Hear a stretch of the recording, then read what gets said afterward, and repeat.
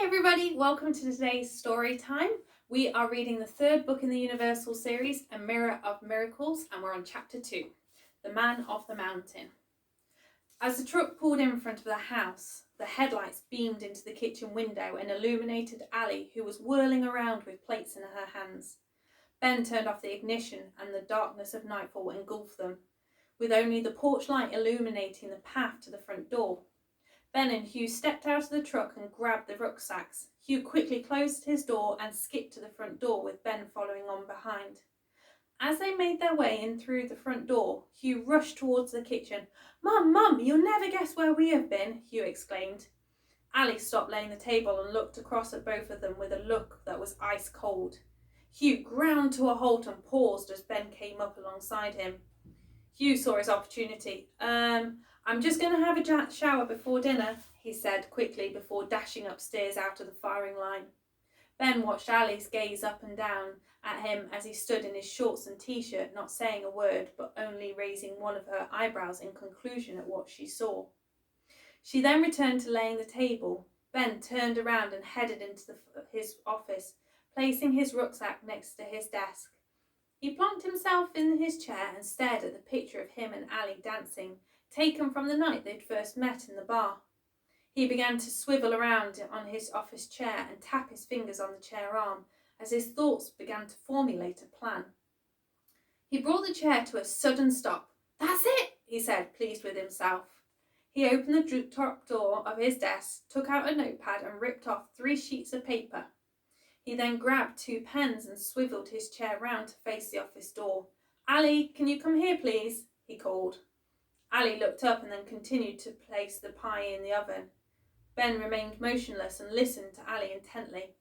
"I'm busy," Ali shouted back as she threw the oven gloves on the worktop. "Ali," Ben said more sternly. Ali stormed across towards the office and was just about to vent her thoughts when Ben placed his finger on his lips, motioning her to stay quiet. He pointed to the other office chair. Ali's face turned to thunder as she stomped across and sat down in the chair with a huff. Ben reached across with his foot and tapped the office door shut before turning his chair back to face Ali. Ali sat with her arms and legs crossed and her eyes narrowed, ready for a fight. Ben picked up a piece of paper and pen and handed them to Ali. "Ben, I don't have time for this. I have dinner to cook, the house to clean, the spare bedrooms to get ready." Ali continued to reel off the ever-growing to-do list that was building in her mind. "I know, and I will help, but I think you do have time to create our future," Ben said affectionately. Ali paused and then looked away as tears began to build. Ben placed the pen and paper on her lap and took her hands in his. "Just 10 minutes is all I ask," he said, looking deeply into Ali's eyes. She turned and saw that same sparkle in his eyes that she had seen the night before. "I know you're up to something. Why won't you tell me?" Ali asked with concern.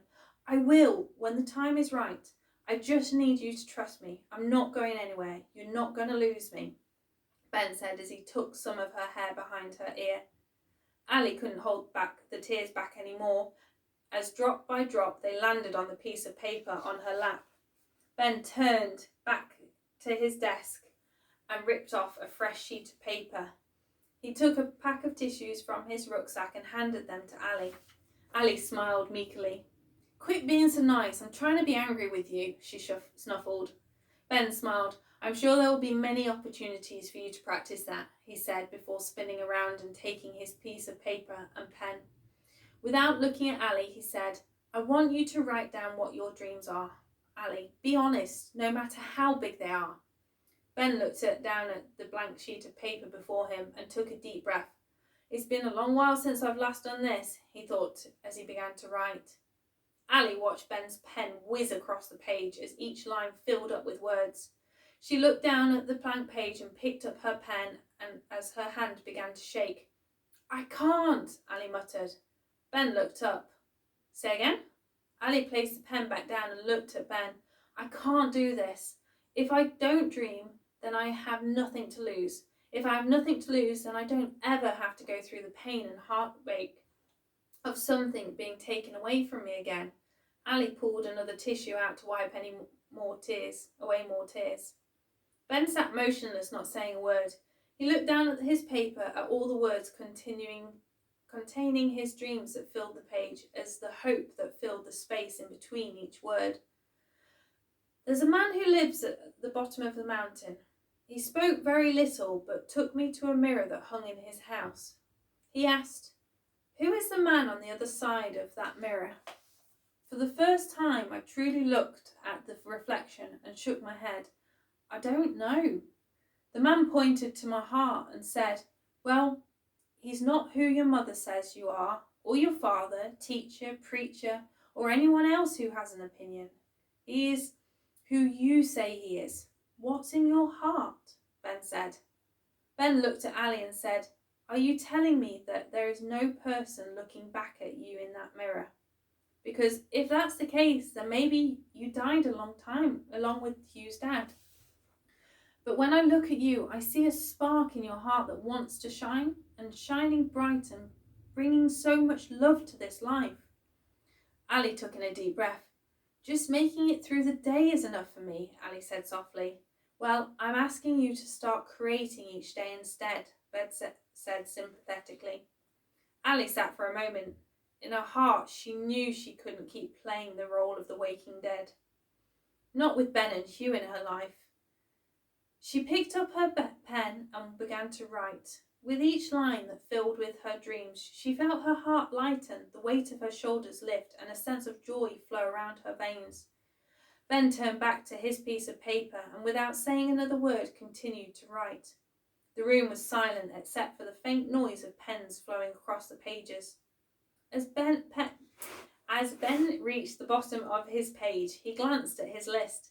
It contained dreams he hadn't dared to dream before. He smiled to himself and turned to Ali. She was sat glowing with delight as she flipped the page over and continued to write. Ben watched and rested his head on the back of the chair, gently swivelling it from side to side with gladness. Ali's writing began to slow down as she reread the last sentence, placed her pen down on Ben's desk and handed him the piece of paper. Ben shook his head and tapped his hand on his lap, motioning for her to come and join him.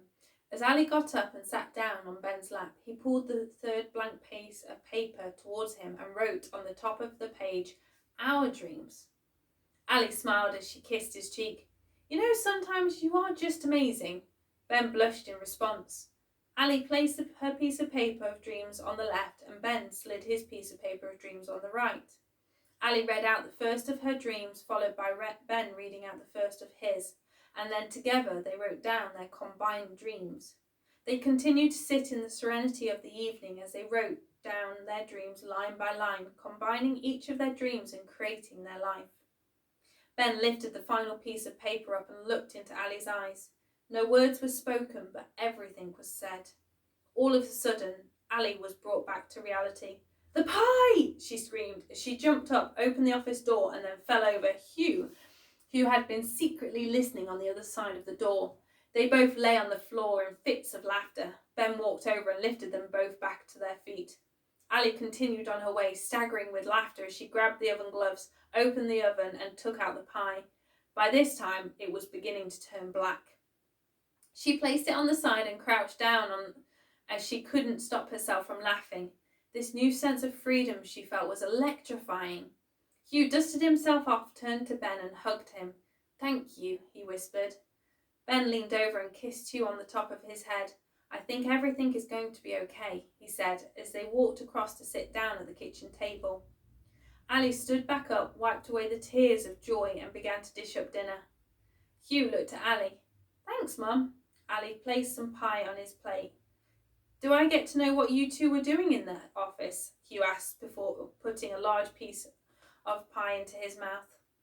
Ali sat down and joined them at the table. "We were making our own vision wall of a sort," Ali said, smiling across to Ben. Ben was caught navigating putting a very large piece of pie in his mouth. "Do you think we could make a family vision wall?" Hugh asked, looking at Ben and then across to Ali. "Do you know what, Hugh? That's a great idea," Ben said with enthusiasm. The atmosphere suddenly began to feel heavy.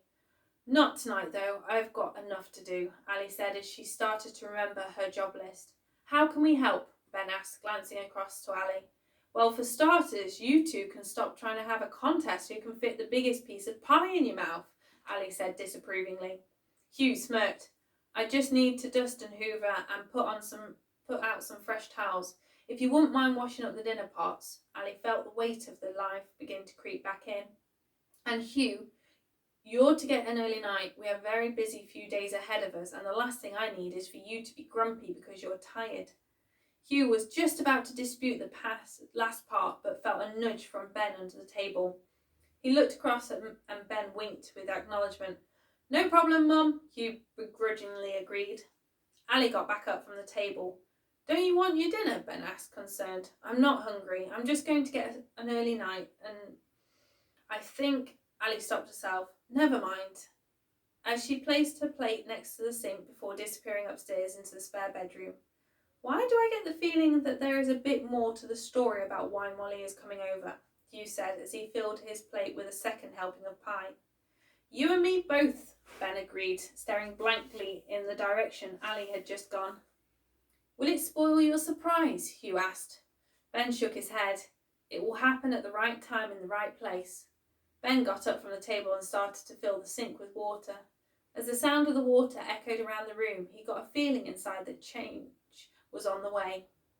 He felt that a storm was brewing and was heading straight for them. Hugh, can you make a start on the pots while I go and do final checks? Hugh guzzled the last of the pie that was on his plate and joined Ben at the sink. Sure thing, said Hugh. Ben ruffled his hair and walked across to the front door, where he slid on his boots and headed outside. Hugh stood motionless at the sink and as a shiver went down his spine. That's odd, he said to himself as the room began to feel cold. Hugh shook his body to dislodge the feeling and started to wash the pots one by one. As the bubbles and water splashed, Hugh mused, I wonder if it's going to be weird with Molly being here. What if she doesn't like adventures? Oh no! What if she just wants to sit and watch TV? Hugh's expression began to change as for the first time he became worried. Just stop, he said loudly to himself. Then he remembered what Ben had said earlier about the ocean. I choose to have fun, he said, breathing a sigh of relief. Just then he heard the front door open as Ben returned, took off his boots and joined Hugh in the kitchen. Hugh placed the last plate on the draining board and turned to face Ben, who was already wiping down the table. Who's the man at the bottom of the mountain? He blurted out. Ben paused as he thought what to say before continuing to wipe. He's just someone who is part of my life. We'll leave it at that, he said as he placed the dishcloth back by the sink and silently headed into his office. Hugh stood startled. Ben had never not told him something or kept a secret. Hugh trudged his way across the living room and slowly climbed the stairs step by step, pulling himself up by the banister. As he went, he felt all his dreams start to be undone, stitch by stitch. As he reached the top, he was greeted by Ali buzzing round the spare bedroom. Hugh, could you tidy your room before you get ready for bed? Ali called from inside the room. Hugh continued to look at the wooden floor as he slowly made his way into his room and closed the door behind him. What was happening? Why did everything feel out of sync? Hugh mused. He really wanted to ask Ben more about the man at the bottom of the mountain, but for the first time he didn't feel he could talk to him. Hugh started to pick his clothes up off the floor and put them in the wash basket. He then stacked his magazines at the bottom of his wardrobe. He turned on his bedside lamp and changed into his PJs, climbed under his duvet and lay on his side looking up at his vision wall. He looked up at the different pictures and felt for the first time that he didn't believe. There was a gentle tap on his door. Hugh stayed silent as he heard it begin to creak open. Hugh continued to look up at the wall as Ben's head appeared in the gap. Can I come in? He whispered. If you want, Hugh said numbly. Ben walked in and closed the door behind him. Scoot up, Ben said as he laid down next to Hugh. Sorry about earlier, son. It's just not a story I'm ready to tell, Ben said. Hugh turned over and faced Ben, looking at him intensely. Hugh's expression began to soften as he knew Ben wouldn't usually keep something from him. That's okay. I understand, Hugh said lovingly as he hugged Ben. You are a miracle, you know that, right? Ben said, wrapping his arms around Hugh. Everything feels out of alignment. The last time it felt like this was when Dad had died, Hugh said nervously. Ben pulled him in closer towards his chest. Did you hear me talking to your mum about the mirror? Ben asked. No, of course not. I wasn't listening in, Hugh said sheepishly. Ben gave him a sideways glance. Well, maybe a little bit, Hugh confessed. That sounds more like the truth, Ben said, chuckling. Sometimes those two people in the mirror disagree. One may see greatness while the other is blinded by fear. Part of us is asking us to believe in something that no one else can see yet, and you may begin to doubt if you can be that person. That's when you become uncomfortable, as the conflict grows before you take a leap of faith and take the action needed to move from one form to the next. Maybe you have changed your question and you're seeking something else to learn about life. So life is saying that you need to start to move your feet, explore and find the truth.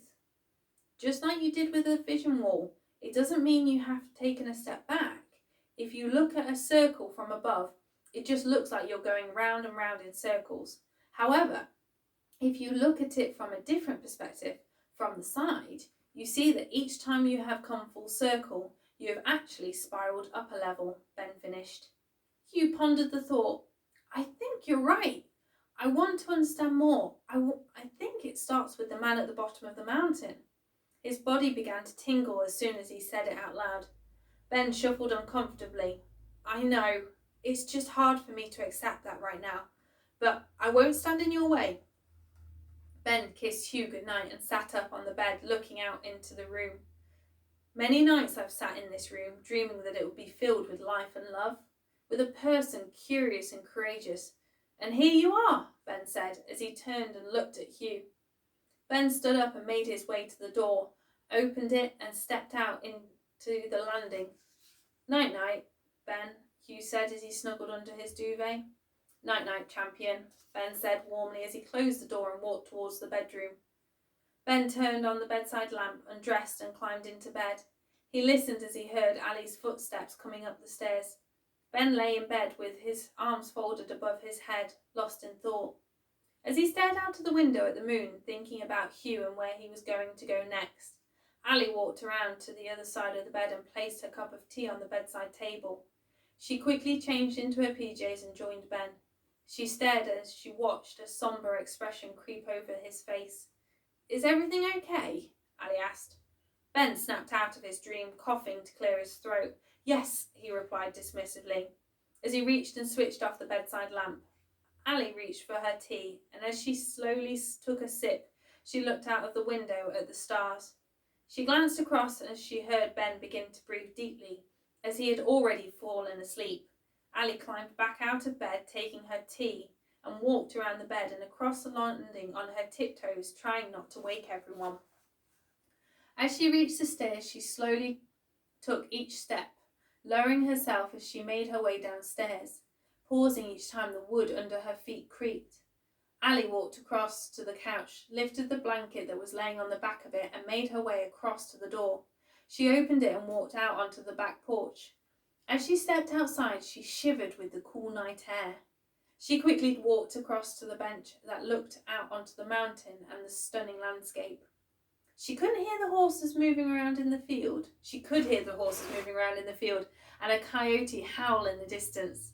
Ali sat down on the bench and wrapped the blanket tightly around her, taking another sip of tea, while staring blankly out towards the hills, which were lit by the moonlight on this clear, starry night. Ali took in a deep breath. As the cool air filled her lungs, she shivered and pulled the blanket around tighter. As Ali sat, her mind was still, but her heart was full of fear. Ali lowered her cup and placed it on the ground. She brought her legs up onto the bench and laid down. She looked at the mountain. I don't want to be afraid and feel helpless anymore, she whispered, as the tears silently rolled down her cheeks. The silence of the evening continued to fill the air. As Ali stared at the stars, a feeling began to grow inside, that somehow the stars were protecting and guiding her. Ali felt the weight of life begin to lift again, as the silence in nature began to soothe her, dissolving away her worries, lightening her heart and soothing her fear. Then the tiredness set in as Ali's eyes began to droop and started to close. Just as she was about to fall asleep, she watched an owl fly by, heading towards the mountain. "Hello, Nanero," she muttered, before sleep finally took over. As the morning sunlight rose, it shined a beam of light through the window that cascaded onto Ben's face. He began to stir as he rolled over and stretched out his arm. He found an empty space. He slowly opened his eyes and glanced around the room. There was no sign of Ali. He pulled back the duvet and placed his feet on the floor. He rubbed his face with his hands as he adjusted to the morning light.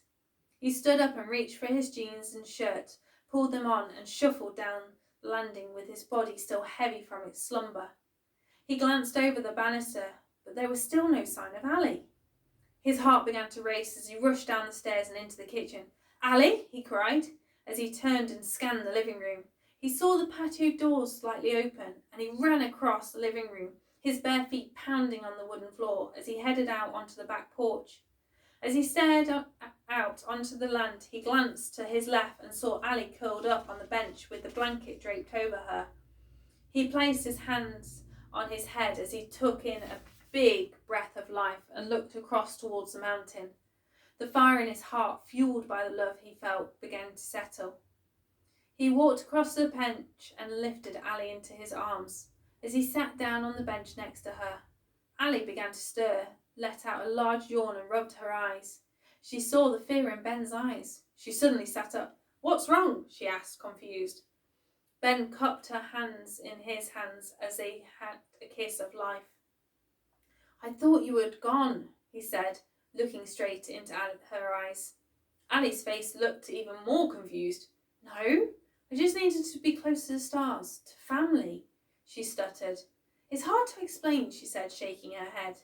Ben turned round and sat back against the bench as Ali moved in closer to him and rested her head on his chest.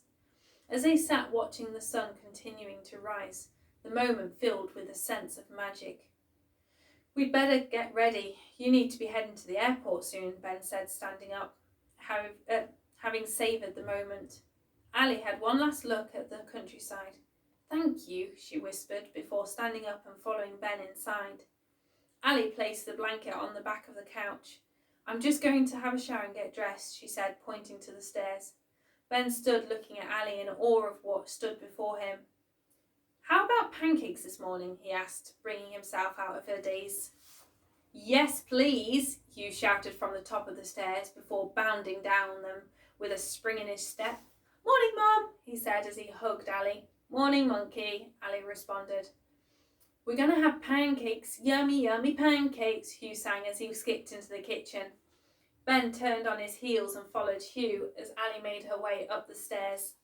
"English or American style?" Hugh said, holding up a plain flour in one hand and pancake mixture in another. Let's go English," Ben said, pointing to the plain flour. Hugh placed the packets on the worktop before his head disappeared into the cupboard as he reached and brought out a bowl. "Okay, we need a mug, eggs, milk and flour," Hugh instructed as he placed the bowl next to the flour. Ben twirled around to turn on the radio and the room filled with the sound of country music. He headed over to the fridge and returned with the eggs and milk. "So, 1 cup of flour," as Hugh recalled, and poured the flour into a cup, with some sprinkling on the worktop before tipping the cup into the bowl. "1 egg," he continued, cracking it against the side of the bowl and watching it gloop into the middle of the flour. Finally, 1.5 cups of milk. As he began to fill the cup with milk and then emptied it into the bowl, Hugh paused, scanning the kitchen. Ben walked across the drawer, pulled out a whisk, and handed it to Hugh. "Why, thank you," he said in a pretend posh voice. "You can sort out the frying pan and oil," Hugh said, wafting his hands towards Ben. Ben stomped his foot whilst making a salute sign with his hand. "Yes, sir," he called. "Okay, next we need to take 3/4 of a cup of mixture, pour it in there, and ta-da!" Ben and Hugh watched as the room began to fill with the smell of pancakes. Something smells good," Ali said as she entered the kitchen. Ben pulled out 3 plates, placed them on the table, and reached across for the syrup. "First one done, go, go, go," Hugh screamed with excitement. Ben lifted the pan and slid the pancake onto a plate, whilst Hugh hovered with another cup of mixture. Ali took the plate, poured syrup on top of the pancake and rolled it up. She glanced at the clock on her phone, surprised at the time, and quickly got up. "I best be making tracks," Ali said as she walked round the table and kissed Hugh on top of his head. "You haven't lost your touch, monkey," Ali remarked, waving the pancake in the air. "See you soon," Ali said as she passed Ben. "Love you," Ben said, giving her a kiss as she went by. Ali grabbed the car keys and headed out the front door. "Quick, quick, less smooching, more action," Hugh ordered, motioning for the next pancake to be put on the plate. "I'm on it," Ben said, springing into action as Hugh began to prepare the final pancake. Ben watched, lost in thought, as the mixture began to change colour. Hugh took the spatula as he started to slide across the kitchen, dancing and singing to the music.